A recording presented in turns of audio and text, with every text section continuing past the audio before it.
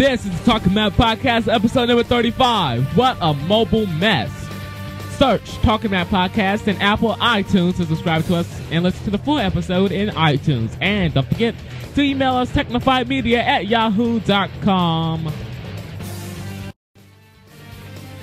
All right, ladies and gentlemen, hello and welcome to the 35th episode of the Talking Mac Podcast. Let's get on to the Apple news.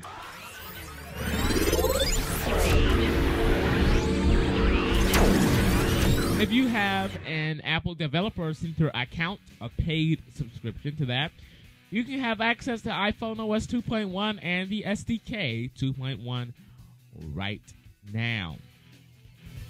Apple is starting to restore MobileMe access, MobileMe email access, to some who has lost their email with MobileMe. We'll discuss MobileMe later on today. Also, Virginia Tech's Mac Pro supercomputer to crack 29 teraflops. When it's completed in the next several weeks, the new project discussed with Ars Technica will rely on 324 8-core 2.8 gigahertz Mac Pro towers to achieve the result, joining them across quad-speed InfiniBand link systems that offer 3 times as much room for network traffic as the original model, dubbed the System X. Although the school is just using a third of the computers found in the earlier cluster, which at its peak used 1,100 Xserve G5s, the fresh cluster will have 2,592 cores that individually operate faster than each of the 2,200 PowerPC chips found in the older rack-mount computers.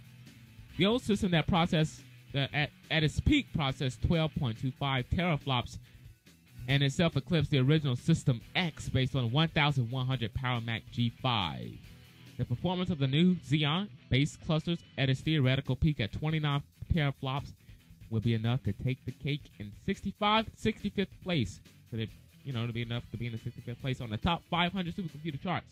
It'll beat out the Cray, the SGI, the CERN, and the supercomputer at the Lawrence Livermore National Laboratory here in the United States. So look forward to that. Apple is now opening stores at 8 a.m. to handle the iPhone 3G demand. All of Apple's U.S. retail outlets are now in a permanent launch mode and will open as much as 2 hours earlier each day to accommodate the unprecedented demand for the new iPhone.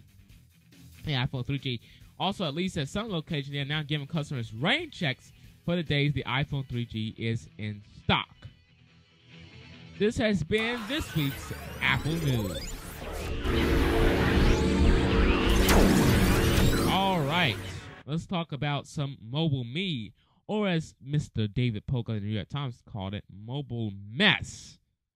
Oh, MobileMe, as it was destined to be good, until a little bit of problems came in and everybody got all outraged.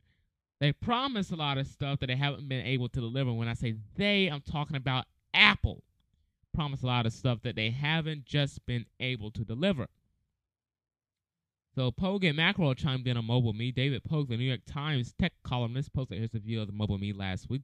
And despite its problems, he thought the service was show promise, It looks like little of that promise is wearing off. The latest post of David's New York Times blog entitled Mobile Mess isn't exactly the press coverage Apple is used to as of late. In his post, Pogue dings Apple for marketing MobileMe in the wrong way and for failing to be upfront with MobileMe users about all of the rough patches. Apple declined to comment on the story. Macworld gave it a 3 out of 5. 3.5 out of 5. So they just threw the half in there to be good with Apple. So let's talk about a rumored thing. 9 to 5 Mac claims I've heard from reliable sources that this year iPod Nano's revision will be individually multicolored. While the iPod Nano currently comes in a number of solid colors, I think it's pink, black, silver, green, and blue. Not quite sure. Haven't been looking at the Nanos lately. But it's not clear whether the pattern, whether they use a pattern or they'll be fusing together different colors, like maybe one on the front, one on the back, or the wheel different colors in the body is different color. The site also reports that the new Nanos will have twice the storage and new features. 9 to 5 Mac has had some hits and some misses, but it hints that this source is the same that leaked the iPod Nano photos from last year. Those fat iPod Nano photos image proved to be real, with Apple legal demanding their removal. If you remember last year, September last year, and about this time last year, You remember the old Nanos? I used to have an old Nano before I sold it for $2 at a yard sale. And that's because it stopped working, obviously. It was the bubblegum stick Nano. And then all of a sudden, 9 to 5 Mac claimed to have some inside sources saying, "Oh, this is the new Nano," and it was all squeezy and fat, and we were like, "What the, what in the heck is going on here?" But they turned out to be right, so this could be right as well if it comes from the same source. Who knows? They might not be able to trust this source anymore. Apple may be eyeing the sub $1,000 notebook market. Piper Jaffray said Tuesday that it believes Apple is readying a new iPod and notebook products that will apply downward pressure to profit margins because they'll be priced more affordably, such as a 13-inch MacBook could fetch less than $1,000. That's great. So I know I sound like I'm reading stories, but some people have wanted a different approach to the Talking Mac podcast, and not just me talking, but me relating when I'm talking to the story. So I'm going to be talking. I'm going to say the story and say what I think of the story after the story. All right. They also said they believe there's an 80% chance Apple will introduce redesigned MacBooks and possibly new MacBook Pros at lower price points.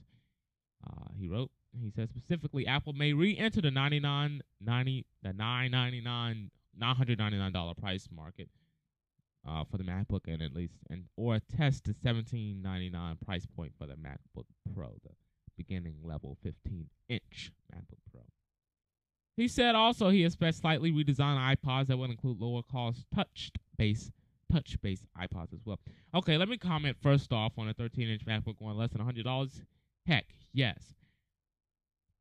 The way the economy is going, at least here in the U.S., Apple still has the higher end of the market, but they're going to try to get more people in. So dropping the price by $100, maybe $200 is going to help, and they are going to do it, especially on the MacBook. I'm not sure about the MacBook Pro. Obviously, we know when the MacBook drops, the MacBook Pro drops as well. Lower-cost touch-based iPods and slightly redesigned iPods, of course.